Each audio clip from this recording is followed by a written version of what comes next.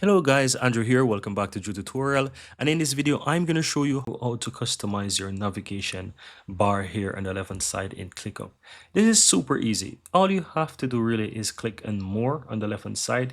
You will get an option, a little pop-up box here that gives you a bunch of options. And at the bottom, it says customize navigation. So if you click on that, you have everything that you need. So for example, if I want to add themes there, I can click that and themes will appear, and you can look on the left hand side as I click some of these buttons. You will see. So let's try docs.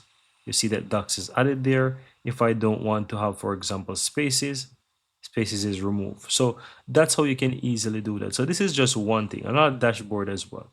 Now you can also choose if you want icons only or you want icons and labels.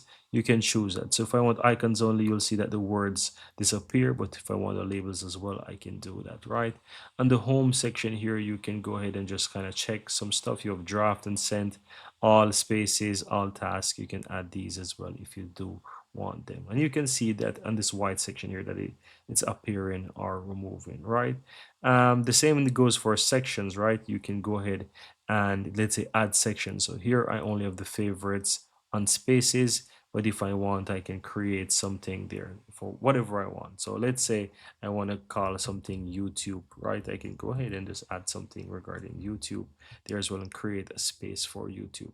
And that's pretty much it. Once you're done, just simply click the X on the upper right hand side, and here you can see. So for example, I made the task the space YouTube. You can see under the section that YouTube is there, and on the left hand side you can see that I've added a few more apps to the navigation right there. But that's all there is to it, guys. Very easy and very simple.